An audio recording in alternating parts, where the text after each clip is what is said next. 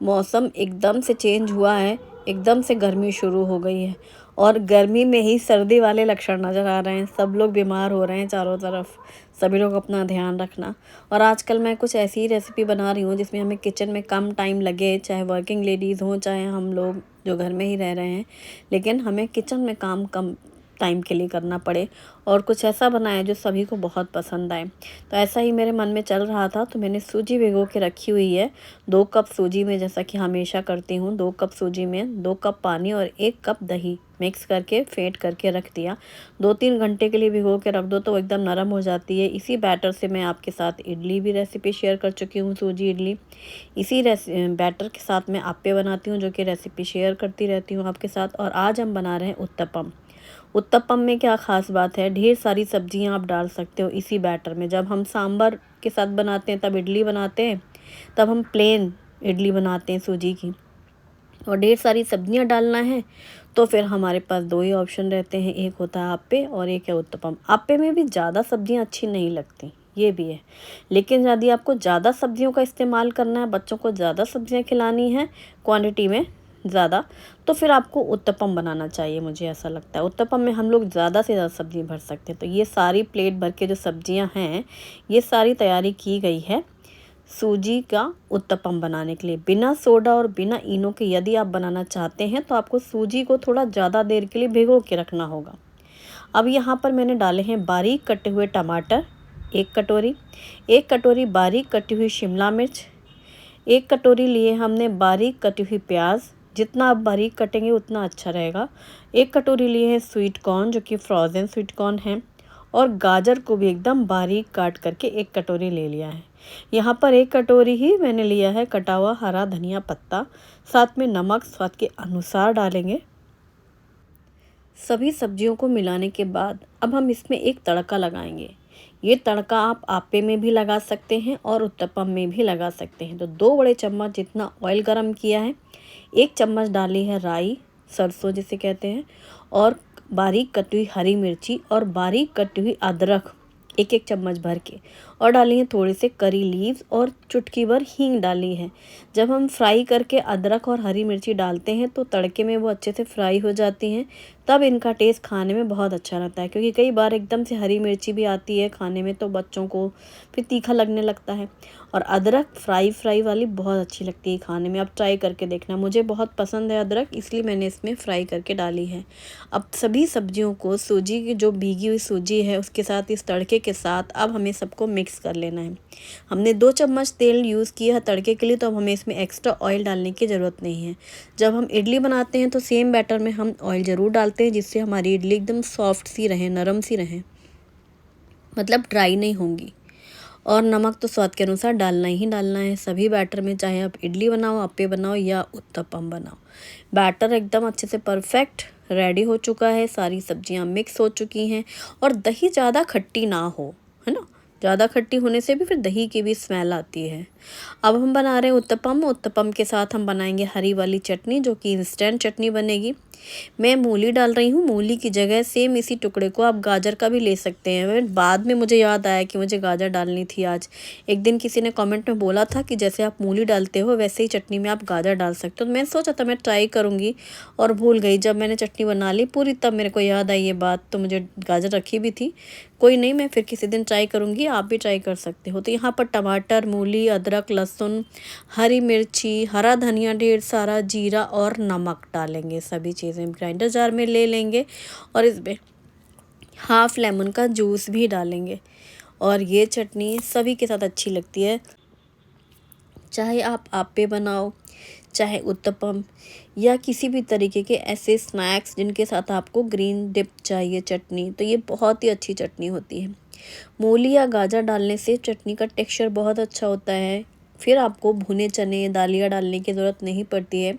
अगर आप मूली या गाजर स्किप करते हैं तो आप इसमें थोड़े से भुने चने डालकर देखना। थोड़े से काजू भी डाल सकते हो, मतलब एज़ पर योर चॉइस। मूंगफली के दाने डाल सकते हैं, दरदरी सी टेक्सचर आता है चटनी का। दही, पानी और सूजी को मैंने पहले ही भिगो के रखा था। सूजी एकदम सॉफ्ट हो चुकी थी, इसलिए अभी जब वेजिटेबल्स मिक्स करी हैं, इसके बाद हमें ज़्यादा देर के लिए रेस्ट को नहीं रखने की ज़रूरत पड़ी। चटनी बनाई, नाश्ते की तैयारी शुरू। तो गरम तवे पे एक बड़ा चम्मच भर के डाला बैटर, गाढ़ा ही रखा है, पतला मत रखना। और फिर इसको हाथों से या स्पून से आप इसे फैला सकते हैं। बार बार मुझे खांसी आ जा रही, इसलिए मुझे ब्रेक लेना पड़ रहा है। मैं थोड़ा सा ही बोल रही हूँ वॉइस ओवर में, फिर तुरंत से शुरू हो रही थी खांसी, इसलिए। तो बस गरम तवे पे एक बड़ा चम्मच भर के फैलाया। मुझे हाथों से इजी लगता है जब गाढ़ा बैटर होता है, तो इसलिए मैंने हाथों से उसको टैप किया है इवनली स्प्रेड करने के लिए। आप स्पून का यूज़ कर सकते हैं। स्पून से कई बार होता क्या है, वो फिर उठ जाता है तवे से, कई बार ऐसे एकदम से नहीं फैला रहे होते हैं तो डोसे जैसा स्मूथ तो फैलता नहीं है वो। तो इस वजह से मुझे हाथों से ऐसे टैप टैप किया और फिर ढक करके इसको मीडियम आंच में पका लिया, फ्राई कर लिया। फिर उसको फ्लिप कर दो और सिर्फ 2 बूंद तेल डालने की ज़रूरत हुई है। अब दूसरी साइड पलट करके आप उसको सेको, हल्का सा प्रेस कर दो तो वो फ्लैट भी हो जाता है, मतलब ज़्यादा थिक नहीं रहेगा, जैसे इवनली स्प्रेड हो चुका है। बस उसको आप टैप करोगे ना तो वो अच्छे से फैल जाता है, जैसे कोई चीज़ फैल सी जाती है सिकने के बाद भी पलट करके स्पैचुला से। तो वो प्रेस हो करके भी, जैसे पराठे सेकते हम लोग हल्का सा प्रेस करते हुए ना, वैसा भी हो जाएगा, प्लस वो थोड़ा सा फैल जाएगा, बहुत मोटा मोटा भी नहीं लगेगा। क्योंकि लोग बनाते हैं बहुत मोटा मोटा, मुझे बहुत मोटा वाला नहीं अच्छा लगता उत्तपम। इतना कि अच्छे से पतला रहे, मीडियम थिक रहे और वो सिका अच्छा सा रहे।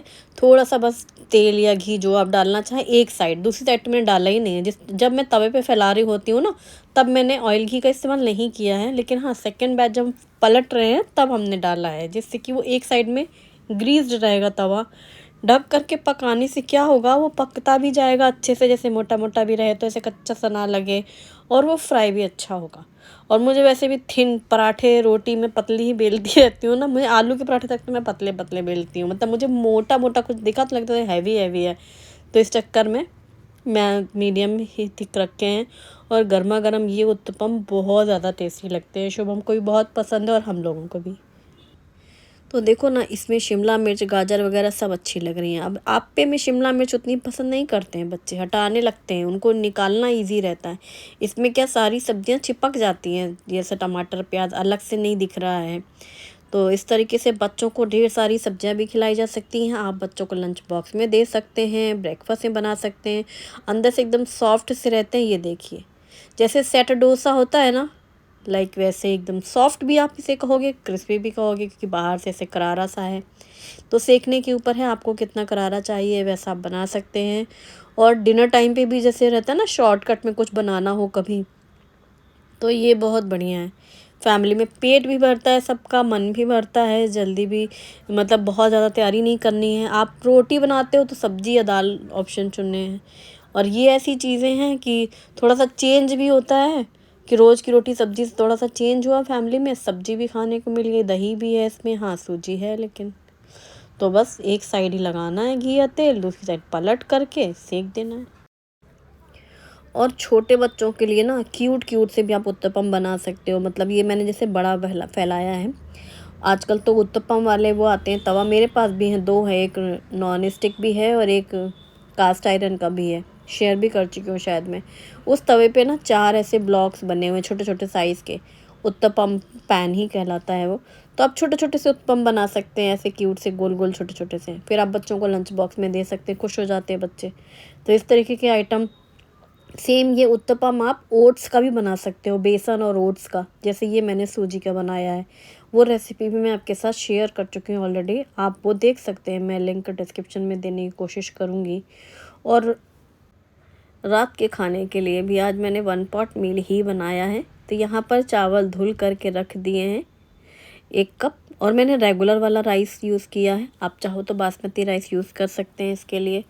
फूल गोभी ली है, आलू मटर और टमाटर, बहुत दिनों बाद बनी है घर में, लेकिन इतनी ज़्यादा टेस्टी बनी है कि हाथों से खा खा के उंगली चाटते रह जाओ। मतलब मैं उंगली हाथों से खा रही थी, चाटती रह जाती। कई बार होता है ना, कोई चीज़ हम बहुत जल्दी से बनाते हैं, झटपट से बन जाती है, और उसको खाने का स्वाद कुछ अलग ही हो जाता है ना, जैसे फ़ील हो खाने के बाद ही पेट भी भर गया लेकिन मन ना भरे, वैसा वाला बना था आज पुलाव। बनता बहुत कम है हमारे यहाँ, लेकिन आज बना और बहुत मज़ा आया खाने के बाद। तो इसको आप तहरी भी कह सकते हैं। क्या कहते हो आप, तहरी कहोगे कि पुलाव, आप मुझे बताओ। तो यहाँ पर मैंने ली है फूल गोभी थोड़ी ज़्यादा से, आलू लिया है एक, और ढेर सारी हरी मटर ली है, टमाटर लिया है, पतला पतला कटा हुआ प्याज लिया है, अदरक लहसुन और हरी मिर्ची ली है। रेगुलर जैसा हर तड़के के लिए हमें चाहिए एज यूजल।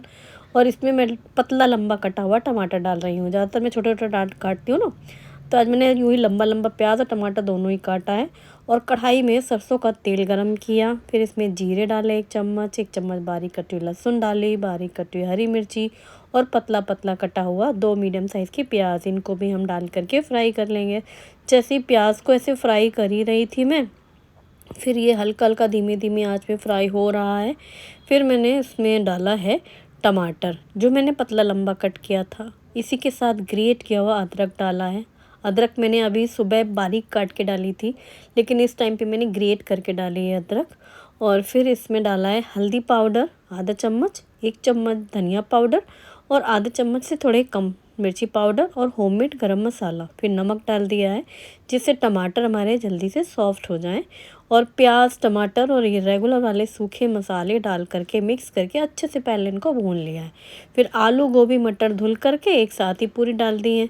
तो वेजिटेबल्स आप इसमें भी ज़्यादा से ज़्यादा डाल सकते हो ना, जितना आप चाहो। जैसे क्वांटिटी कम थी ना चावल की, तो उसके हिसाब से ही फिर मैं डालती, वरना वो सब्जी ज़्यादा और चावल कम हो जाते, इसलिए मैं बहुत ज़्यादा मिक्स भी नहीं कर सकती थी।